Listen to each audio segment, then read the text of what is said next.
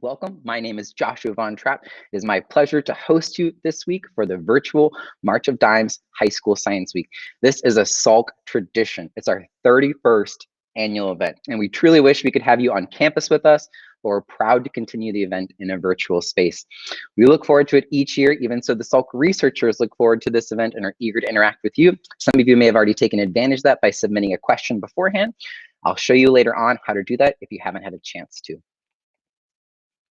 Now, Salk is not an acronym. It's named for Dr. Jonas Salk. And you may have heard his name recently in the news as he was a key player in another public health crisis, the polio epidemic of the 40s and 50s. Dr. Salk developed a safe and effective polio vaccine. And from there, he wanted to pursue another dream, which was to create a collaborative environment where researchers could explore the basic principles of life. 60 years later, the Salk Institute is a world-renowned basic biologic research facility located in La Jolla, California, right across from UCSD. Now, how the Salk Institute became located in San Diego is quite interesting. In 1960, the San Diego mayor, Charles Dale, a polio survivor himself, lobbied Salk to build his dream institute here. So in June of that year, a special referendum, voters overwhelmingly approved giving Salk 27 acres of the La Jolla Mesa, just west of the then proposed site for the University of California, San Diego.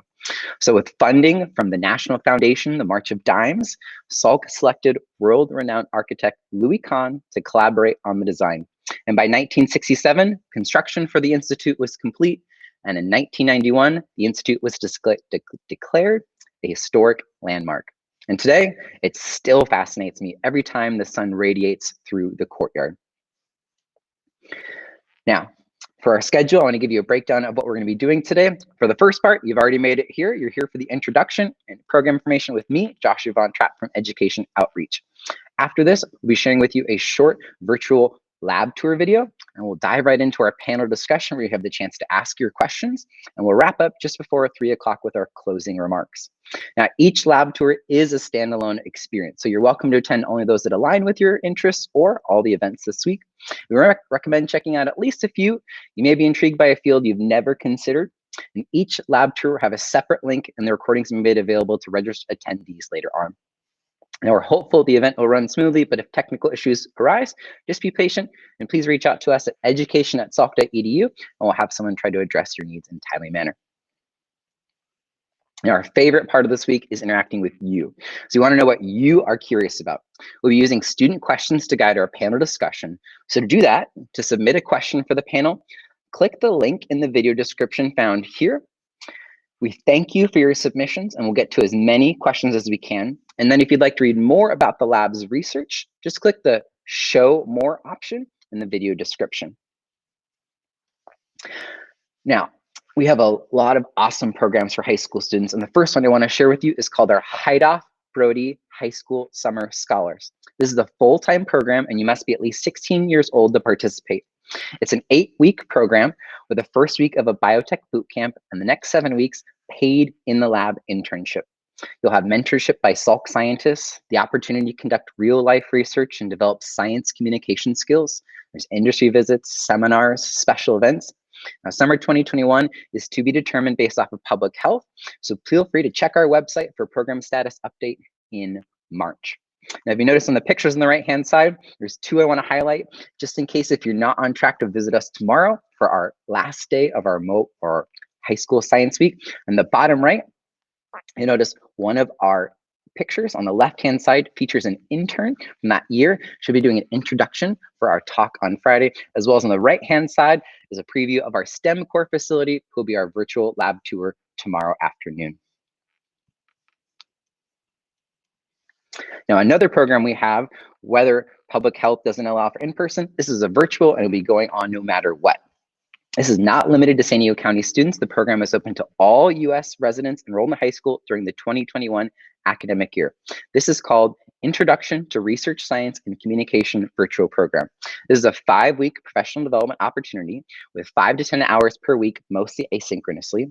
Program elements include reading a journal article, analyzing data, preparing a scientific presentation, and virtual labs.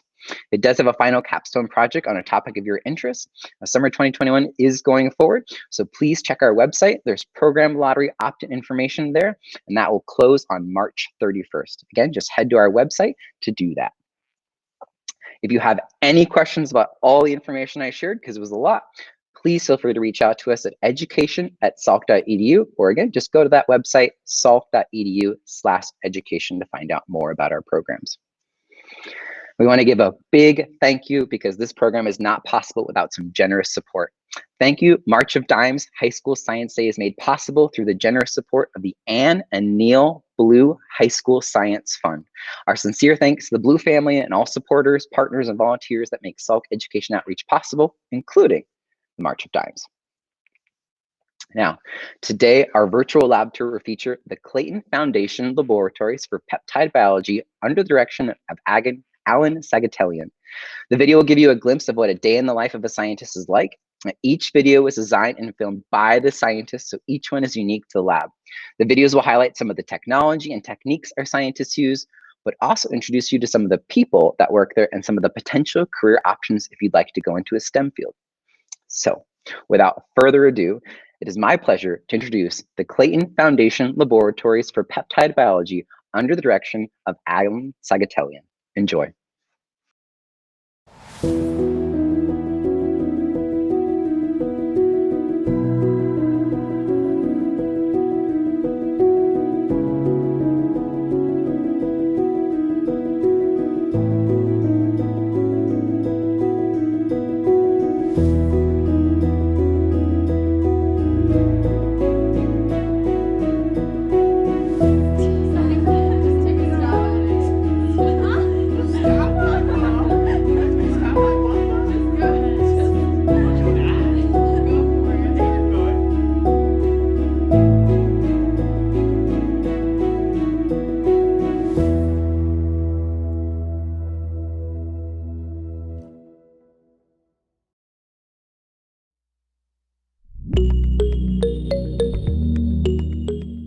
Welcome everyone to the Peptide Biology Laboratory here at the Salk Institute.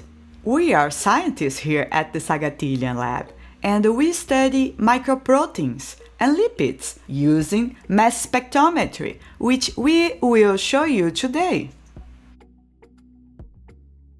What are microproteins?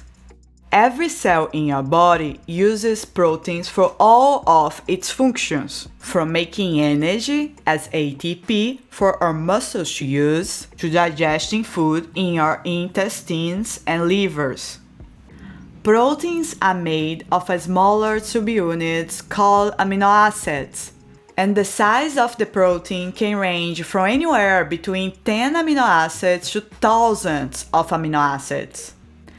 As its name suggests, microproteins are proteins that are below 150 amino acids. Why are microproteins important?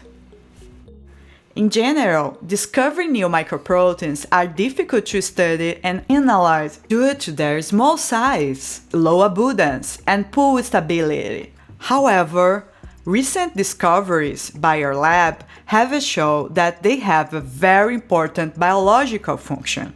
For example, one of the new microproteins that we have discovered is called cyan, which is responsible for inhibiting DNA repair pathway, which is very important in understanding how DNA mutations occurs in different cancers. What are lipids?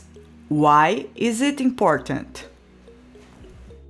Fat molecules are important in biology because they have several major functions, including being the main component in your cell membrane, thus providing protection between our cells and the outside. Some cells secrete specific lipid molecules to the other cells to talk to each other. Now, enough about science. Let us show you around. Here is the entrance of our lab. Due to the pandemic, you can see we are taking shifts and work as far away from each other as possible. Here on your right are two chemical hoods, which we use to manipulate toxic films and materials.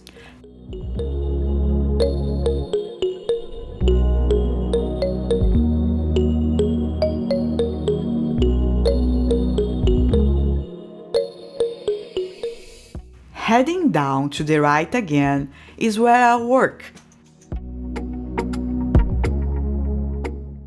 This is a pipette.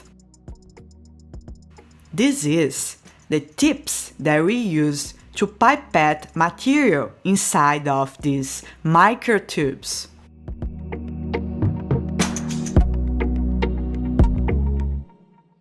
Here is the radioactive room. And he is Victor.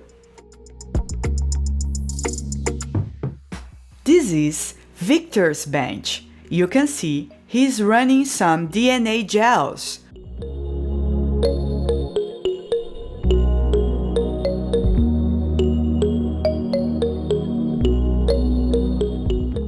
We are also using calculators.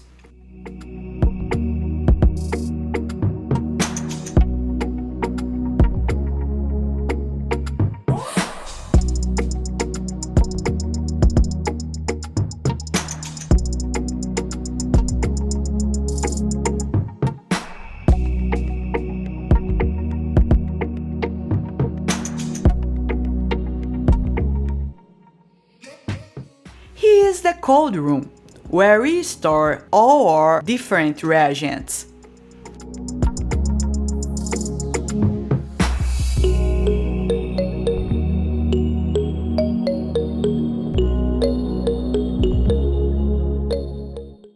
Of course, safety comes first.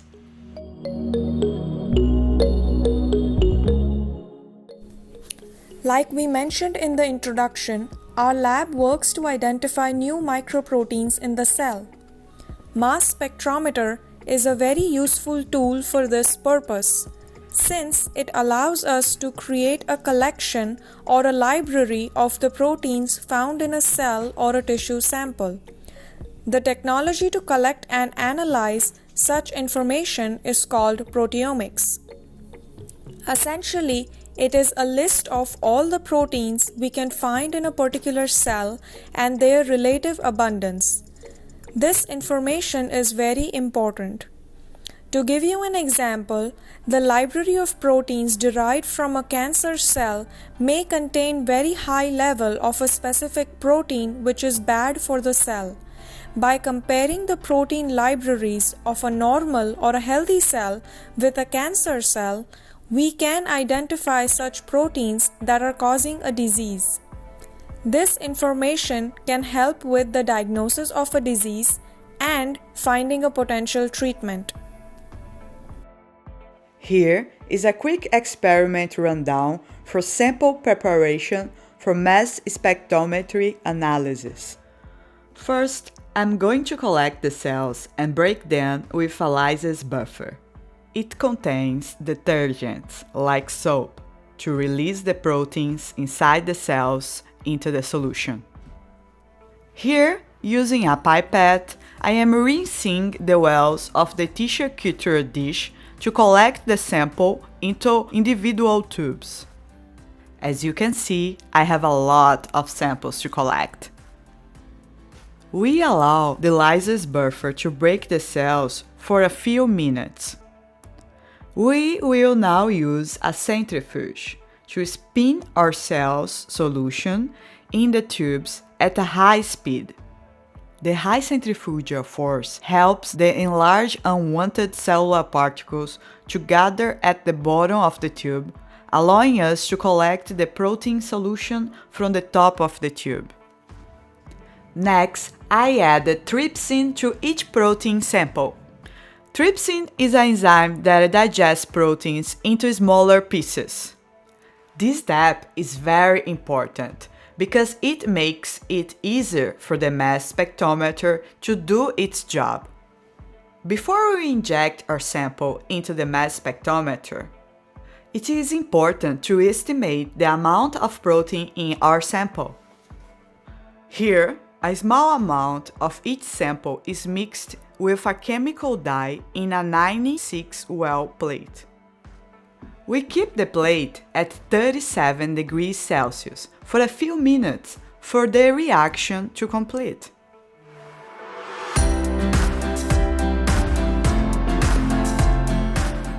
As you can see, the color of the sample is now purple because the reaction between the dye and the proteins in your sample.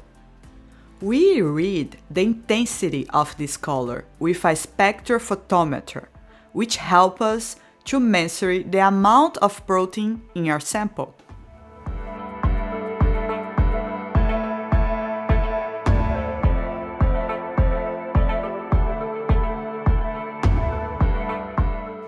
Finally, we will inject the right amount of sample in a mass spec.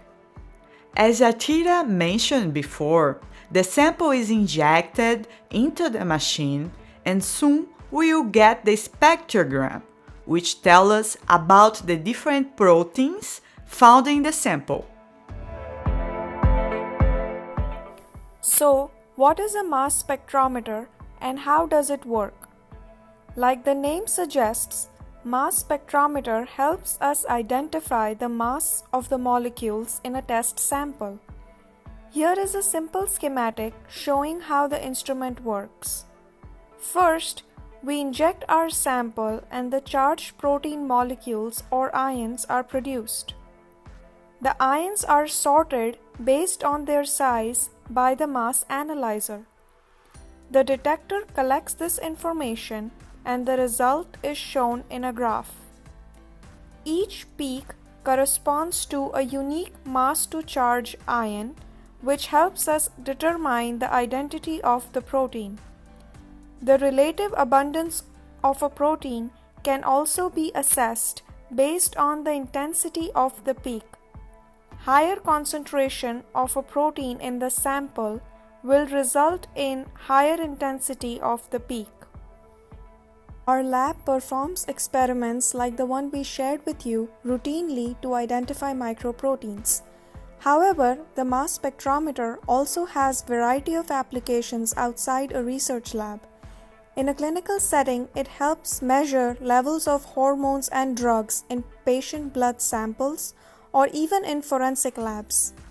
It can also be used to check for the presence of pesticides or chemicals in water or food, allowing quality assurance in food industry and environmental studies. So what's the next big question we are trying to answer? All of us here today are trying to find the unknown roles of microproteins in different biological settings, such as cancer, metabolic disease, immune system, and skin regeneration. We hope that in the future, these discoveries will lead to the development of new treatment strategies for these complex conditions. Thank you for watching this, and we are excited to share our science with you.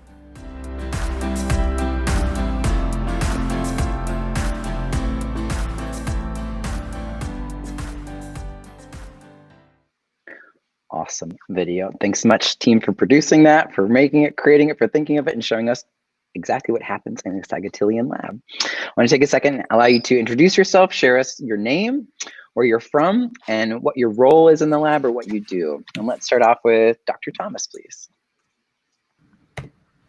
Hi, everybody. My name is Thomas Martinez. I'm what's called a postdoctoral fellow in the lab. That just means I already have a PhD and I'm now doing the next stage of training in my academic career. And my projects are primarily focused, as you saw in the video, on identifying and characterizing the functions of microproteins. Oh, and I grew up in Los Angeles, California, so local to SoCal. Awesome. Thanks so much for sharing. Victor, would you like to go next? Sure. Hi, everyone. My name is Victor, and I'm also a postdoctoral fellow at the Saghatelian lab. And I'm from New York. I actually just moved over to San Diego right before the pandemic hit. And so my work in the lab is mainly focused on also microprotein discovery, but mainly has to do with metabolic diseases, so such as obesity and type 2 diabetes. Awesome. Thank you for sharing. And last but not least, Andrea. Hey, hi everyone. I am Andrea Rocha, and also I am a postdoc fellow at the Saghatelian lab. And I study molecular biology and immunology. And I'm interested in how proteins can activate immunology and immune cells and can control immune disease. Oh, and I am from my hometown is João Pessoa in Brazil, and now I am residing here in San Diego. Thank you for sharing. Well, thanks so much for being a part of our lab today. We're going to dive into one of our pre-submitted questions. I'm going to throw this out one to anyone who'd like to take it first. So what does a typical day look like for you, and how has this changed since the start of the pandemic? I can start since I'm technically the newest here in the lab. So technically, since joining Salk, my day has pretty much stayed the same, which is going to be because I joined during the pandemic. So it has always been, in the morning, I do a lot of bioinformatic analysis and reading a lot of literature. And then I'll get to go into the lab in the afternoon because we need to practice social distancing. And that allows me to do, that allows actually, the good thing is no one will compete against me for laboratory equipment. And also, but it's also, I don't see a lot of people around to do a lot of my experiments. So there's that. That's usually what my day is like now. Well, thank you for sharing. How about Andrea? Would you like to go next? Yes. Well, for me, a typical day looks like most of the time, 70%. I mean, it's hands-on molecular biology experiments. So it's the time that we prove our ideas. Part of my day actually is thinking and my ideas, how I can make these experiments. So, 20% is thinking what ideas that I want to test in the lab. And obvious planning these experiments. And now with the pandemic, we have a lot of Zoom meetings. As scientists, we like to chat about science and how we can resolve a problem, most of the time around the coffee machine. But during this pandemic, we are doing a lot of Zoom meetings for that. Making sure the information still gets shared, right? Mm-hmm. Awesome. And Thomas, how about yourself? Yeah, so it's a lot of the same as what Victor and Andrea already said. You have to plan your day a little bit better to make sure you are focused when you do have your shift to be able to go in lab and do experiments. And the rest of the day, you try to be as efficient as possible, catching up with reading and writing. Yeah, really, in terms of research, the pandemic hasn't changed things too much. But, from a big picture standpoint, it's just really tough not seeing people.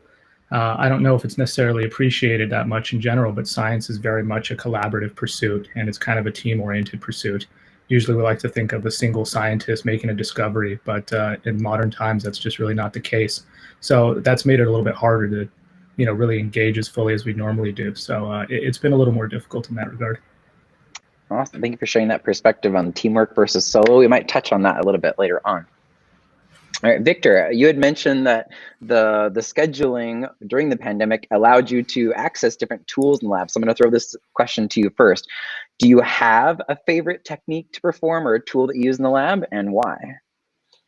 I don't have like a favorite per se, but I can say right now that the most common tool I'm using would be PCR or polymerase chain reaction. So I really grow to appreciate this a lot more than I used to because I'm using it so much now. And it's a very simple technique where you can take genetic material and you amplify it so that we can analyze it downstream.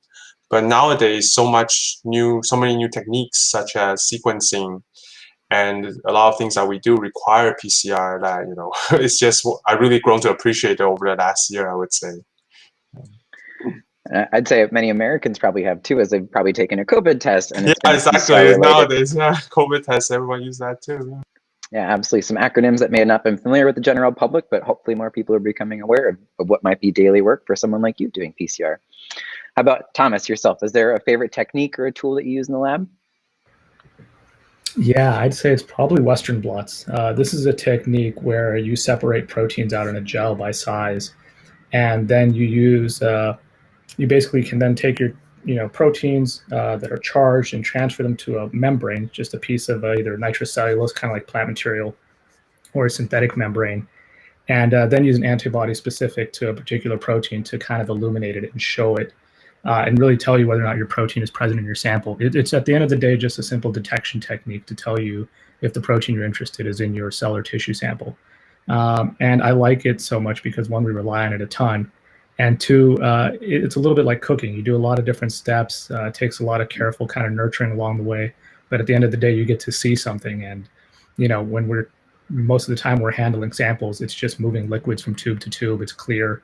You have no idea what's actually in there, and this actually kind of lets you finally see at the end of the process that you can actually detect your protein with your eye, depending on the type of method you're using. But yeah, and it's something nice. You kind of get a little something tangible at the end. So I always like doing that method. As a visual learner, I would really appreciate having that visual result after seeing something clear in a tube for so long and wondering. Awesome. Western Blot, thanks for sharing. Andrea, do you have one for yourself, either a technique or a tool? Yeah, I think in the same line of Thomas, but more related with genome engineering, that we can add some, for example, parts of our genome binding to proteins, and then we can see that proteins in live cells through a microscope. So we can add some molecules that bring this protein green, and then we can see the location of this protein and what they are interacting and doing in the cell. Awesome, thank you for sharing. This next one, I'm going to throw to you, Thomas, first, especially because you've got gene find in your name, which makes me just wonder, how do we find those things? So maybe this coordinates, what's the most interesting part of what you do? Yeah, so I guess for this discussion or explanation, I'll set some definitions first. When I talk about a gene, I'm talking about a region of your DNA that encodes for a functional molecule, usually an RNA and then a protein. So that's the part of the DNA that has instructions. And something that's maybe not widely appreciated is that we have over 3 billion base pairs in the human genome, but the majority of them don't actually code for RNAs and proteins. We talk about maybe only 2% of our genome roughly actually encodes for RNA and proteins. So those are the parts that are genes, and everything else is presumably regulatory, but we're still trying to figure that out. And so there's no road signs, right? We know DNA is, you can represent it by the letters A, C, T, G. So you have these 3 billion letters. There are no maps. There's no signs. There's nothing that tells you I'm a gene. This is where instructions happen, where we're making a protein. And so what's actually, what allows us to find where the genes are, and this is really a testament to the technology improvement over the last couple of decades, is that instead of trying to look at the DNA to tell where the genes are, we look for the products. So we can actually directly detect RNAs, directly detect the proteins. And because we have the instructions, we kind of know the definition of what the language of the DNA says. This should make this RNA, or this should make this protein. We can start from the top, take your protein sequence, take your RNA sequence, and then trace it back to where in the genome those instructions would have come from. And so you're kind of working backward in that way to see where the genes are. And these microproteins we talked about in the video that our lab focuses on are areas of the genome that have been overlooked for a long time. So they make these small proteins, and for a long time were presumed to not be coding. They were thought to not make proteins at all, but now we're finding them all over the place in all organisms, from bacteria to mice to humans. And so it's a new exciting time. We're kind of finding more genes than we thought were present before by finding the proteins first and finding the RNAs and working backward. A treasure hunt for undiscovered genes. That's right. Thank you. I appreciate someone's doing that hard work. How about Andrea? Is there a most interesting part of your work that you would pinpoint? I think it's basically complementing what Thomas said, that we have a bunch of new proteins that we don't have the function of that. And so it's really very interesting, intriguing scientists what this protein is doing, and if it's related with any disease, and what we can do to modify this once that we find that it's related with that. Awesome, thank you for sharing. Victor, do you have anything to add to that? To be honest, not really. I think Thomas did a great job explaining exactly what we do. I think at the end of the day, like you said, like it is like a treasure hunt for things that have been overlooked, and like some are very important that no one has ever studied before, and others are just in the middle of like sort of laboratory term no man's land that was, that's always been really hard to study, and that's why the technology now has finally allowed us to study it. That's what's so exciting. Kind of sounds like this wouldn't have been something possible a decade ago or 2 decades ago, and maybe the future really holds that our students watching this are going to be the ones that are going to be unlocking more and more of these genes. Yeah, not at all. And I was just going to say real quick that I think that's a common theme in science. It's not that the problems aren't appreciated; it's that we don't have the answers yet or the means to unlock those answers. So it's that's kind of the fun part, right? There's always more to be done, and there's always new heights to climb as we kind of advance incrementally along the way. So that's the fun part. I always just say when I was a classroom teacher that there's incredible job security as a scientist. If you just keep asking questions, there's a reason to keep going to work and a reason to keep doing research and more to explore. So with that, I have another question for the group. This is whoever would like to take this one. Do you use different techniques to find microproteins compared to finding larger proteins?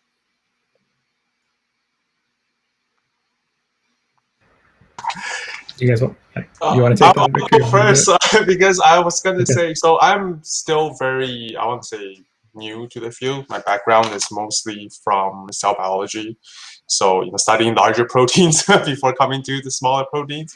And I would say that actually a lot of the techniques that are used to investigate, let's say 20, 30 years ago to find new proteins is still relevant to finding these microproteins.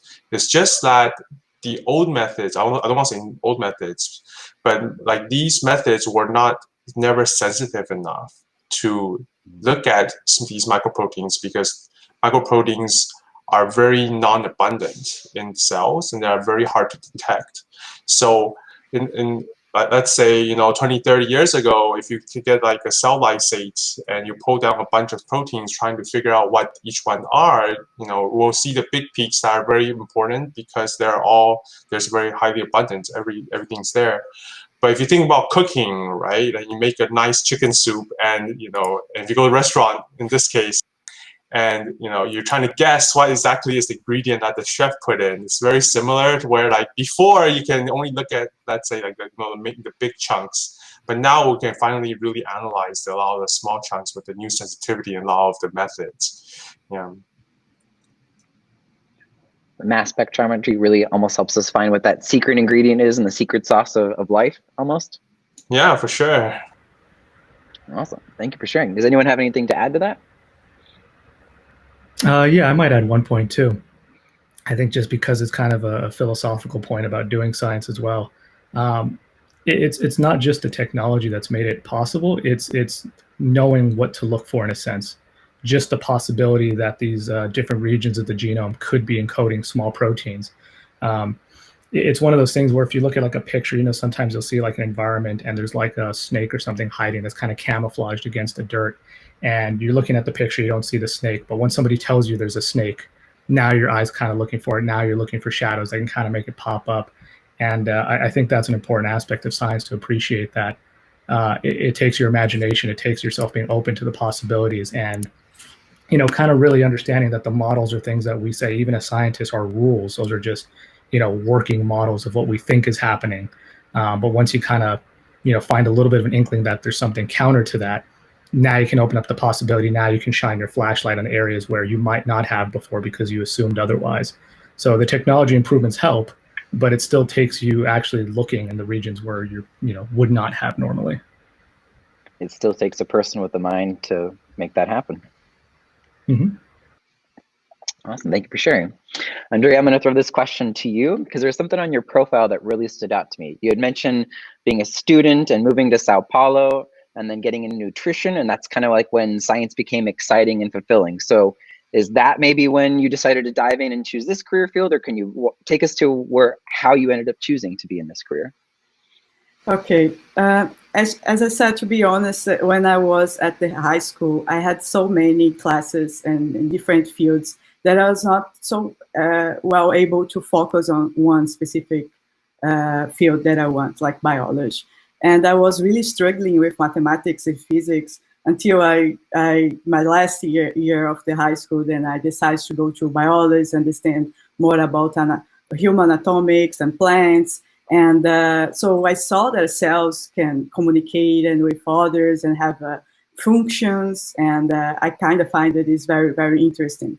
And then I start to watching a TV show called Grey's Anatomy, and that brings me more on that. So, it's very cool if you know how the cells work, and if you know how these tissues can communicate, you can cure disease, you can treat the patients. And I was a little afraid because I was not not taking the life so serious to be a medical doctor. But when I saw that I can work in the lab and do the same, and study the cells and treat it, discovering a medication that can save a disease. So I started to look more into that.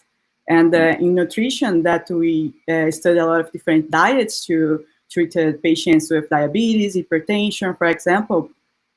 I saw metabolism as a tool for that. That I saw how carbohydrates can regulate the metabolism, protein regulate the metabolism, and all these make sense in the end. What we eat, what the genes do with this, and your lifestyle. Thank you for sharing, especially with the public health connection in that moment of your time of history to our current moment. Immunity is incredibly important.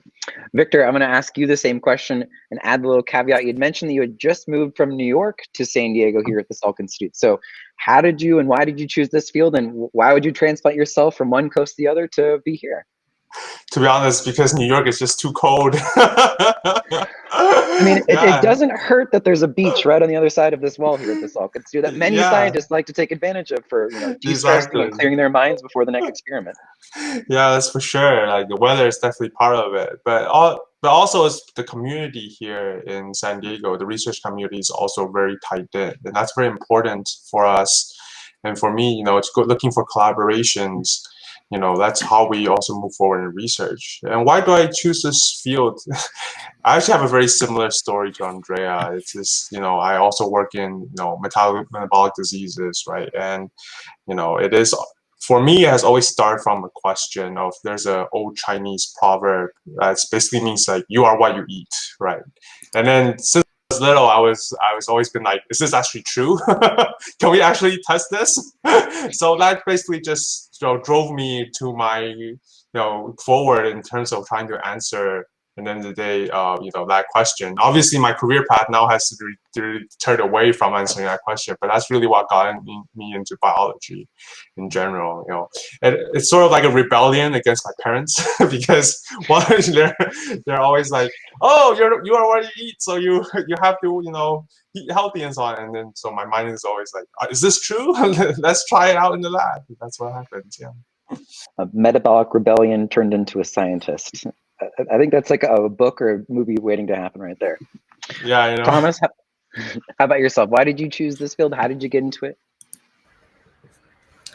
I guess the bigger question of science in general just came from having a deep interest in health and kind of life in general and how it works and how it functions. Even as a kid, it's a weird thing, but it's something that I used to think about a lot. In terms of microproteins, I actually thought it was just a good segue from my PhD research where I was working on synthetic peptides. So instead of peptides that are encoded by DNA, these are ones that we synthesize in a tube that have slightly different structures and different activities and properties that you wouldn't normally have in the body. So these are things that can only be made in a test tube.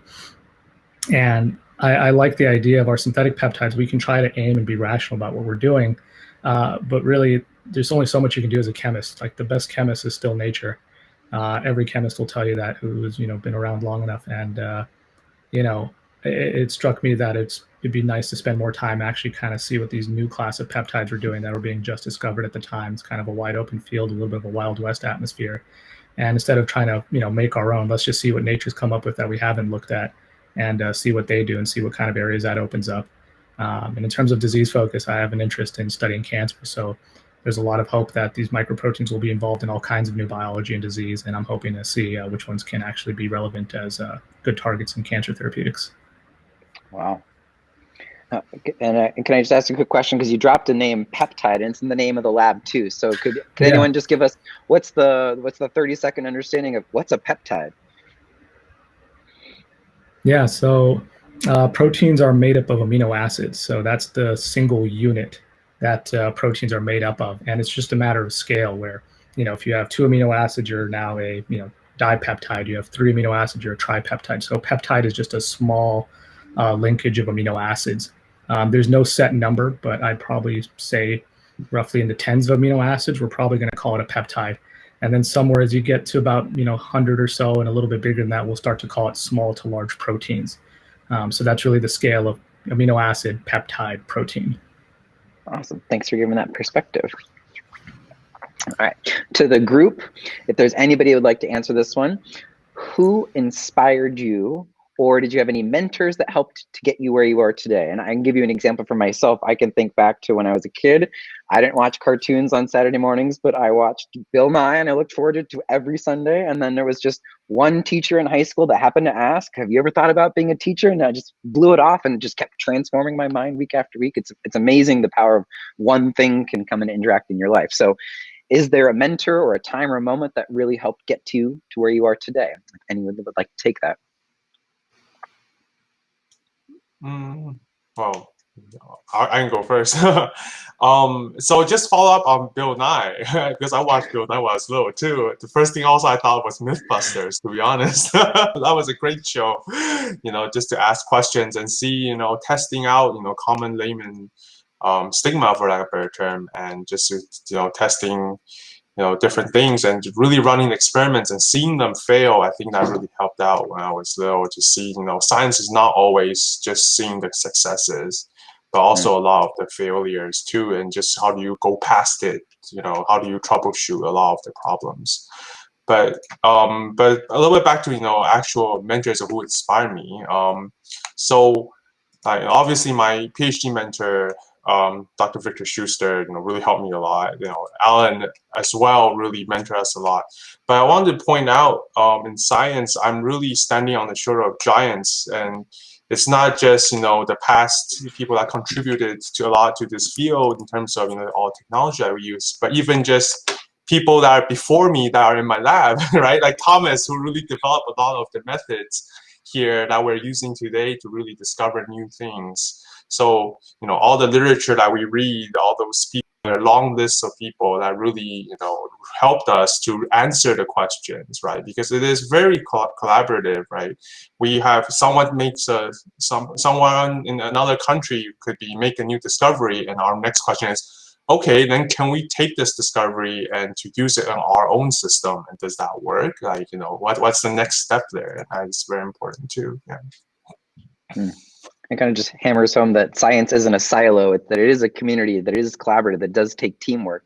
I think it might be hard for people on the outside to understand what's the difference between a lab working towards like shared goals versus as individuals, you'll have your own individual research and goals that you have. So maybe there's either you, Victor, can keep going, or if someone wants to jump in, how does that work? How do we balance pursuing the goals of the lab and bettering our community of science, but also still really diving into those really specific things that we might be seeking answers to?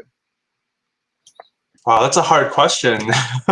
So I want to jump in, that's great. But for me, it's a balancing act of, I have a question I really want to answer, right? And then I'm trying to bring other people that are also interested in the field to help me, answer that. But similarly, my question is not to myself. I'm also posing this question to a greater community, and some of them, that's where the collaboration will come in. And similarly, like if someone else has a very interesting question that I want to take part in, and that's how a lot of the collaborations start, right? And when we say, for example, cancer biology or metabolic diseases, these are such big topics, right, that are really have a lot of crossover between fields as well. Like that, I would say even when I was in college, people always laugh at, oh, mathematics and physics is so different from biology. But now I would say I really grow to appreciate how important it is to, even for these fields, like to really have good understanding of math and biology, to really understand how we can use these big data sets, for example, right? So that's where the collaboration starts from. That's my long-winded way of getting around that. Oh, thank you for elaborating. Andrea and Thomas, I don't think you've had a chance to chime in too. If there was anybody, a mentor or a moment that really helped get you to where you are today?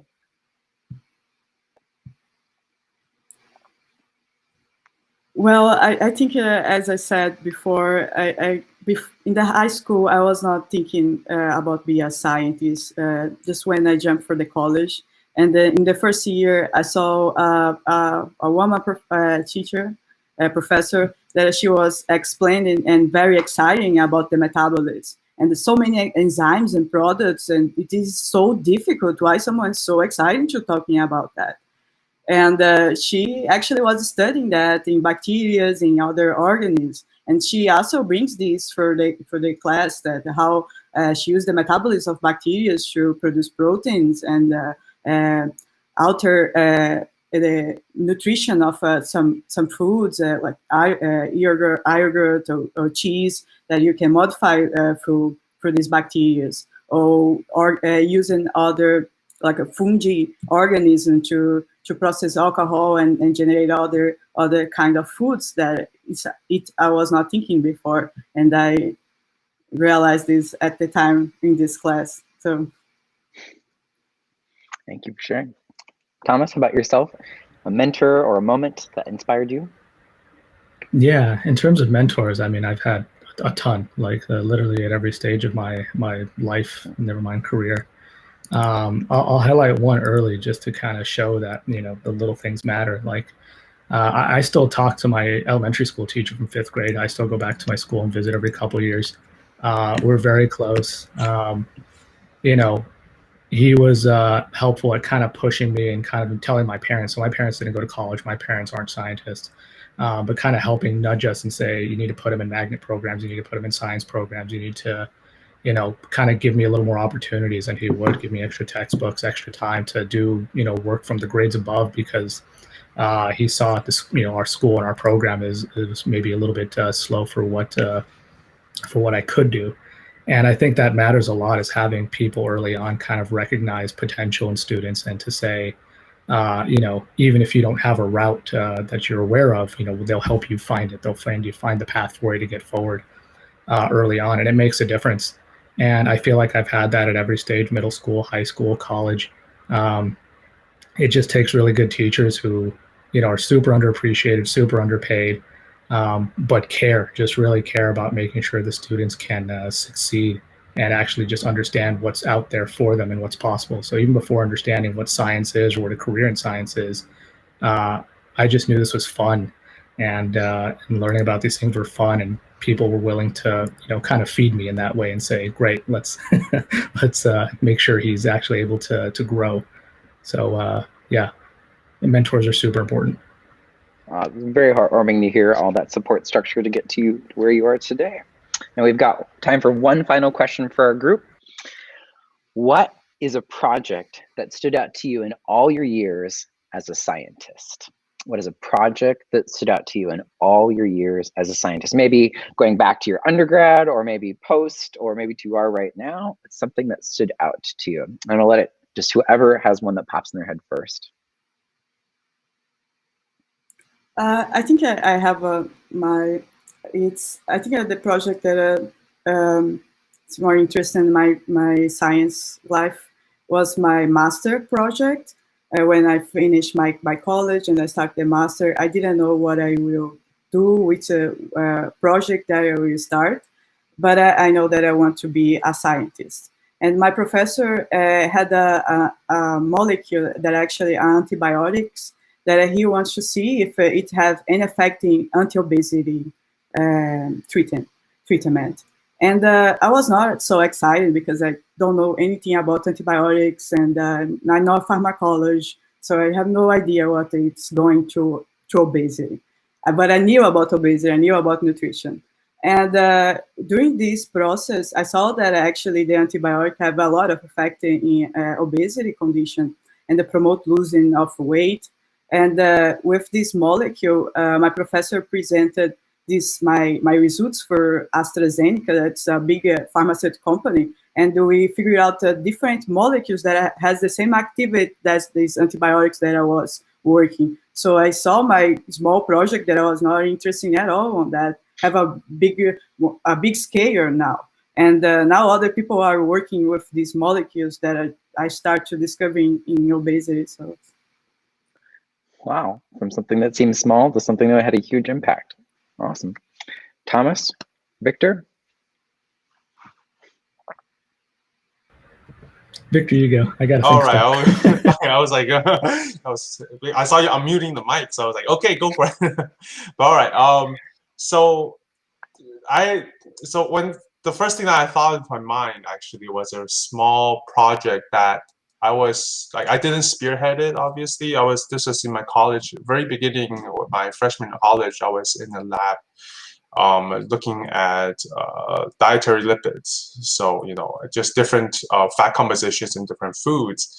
And one of the things that we did was, okay, go out to the fields. This was in Boston, so go out to Boston Common, pick up some leaves, come back, and see how do different plant species, the lipids in different plant species change. So, we went, grabbed some leaves, some of us brought some spinach back, we also brought some nuts and so on. And to our surprise at the time, it's like, wow, all of these things, even though they're all greens or, or they're all nuts, they're actually drastically different in the terms of what lipids they have, and as a consequence, the amount that you eat of each plant will also change, right? Depending on what kind, how much spinach you eat, for example, versus if you eat a lot of broccoli, it will change a little bit, not a lot, but it is quite interesting to see, the diversity in I guess food food nutrition in this case, right? So that was very interesting for me at the time. Awesome. And last but not least, Thomas? Yeah, I think I'll echo Victor and pick a project from undergrad as well. Maybe it's just nostalgia, but I felt like everything felt a little more pure then, where every day you're going into the lab, it's just new techniques. It's kind of fun. There's not much pressure at that time. You're kind of doing it solely because you want to work in a lab and play, and it's new and exciting. And we're studying an enzyme. This isn't a chemistry lab, but it's taking physical chemistry techniques to study how an enzyme actually functions. And this is an enzyme called ribonucleotide reductase. It's responsible for basically changing the RNA monomers, RNA nucleic acids, into DNA monomers. And everybody knows what the reaction is, the start and the stop products, but how it actually happens, and it involves this complex radical chemistry, this kind of electron hopping transfer. It's a big protein. These electrons are shuttling across this large protein to make this kind of this step happen, to change this one hydroxyl group to a single hydrogen. And you're learning all kinds of new techniques. It's all very different for me. Everybody around you is incredibly smart. You have all these grad students and postdocs, and ultimately the project was super hard. It was probably never going to work. It wasn't successful, but it was fun. You just kind of enjoyed doing it, and it was a good introduction to science and kind of learning the mechanics of it, the language of it, the feel of it, and failing over and over again, but saying, okay, cool, I got to try this again and try it again and keep trying to move forward incrementally. Yeah, it was just fun. I love that you mentioned that even in failure, you're still able to take that and learn and move forward, which I think so many of us know every day, but it's just sometimes we have fear or anxiety of our own mistakes, and it's all about moving forward and learning from that. And we thank you so much for being a part of our panel today. Thank you for sharing all about your passion and your projects. Thank you as well for producing that excellent video. Thanks to our audience for submitting your questions. We're so appreciative of your curiosities, and hopefully we've answered most of them. And we'll be back tomorrow for our last day of our March of Dimes High School Science Week with our keynote by Kay Tai and our virtual lab tour with our STEM core facility and a panel from them. We hope to see you then. And thanks so much for joining us today with the Peptide Biology Laboratory of Saghatelian. Thanks so much, and have a great rest of your afternoon. Bye, friends.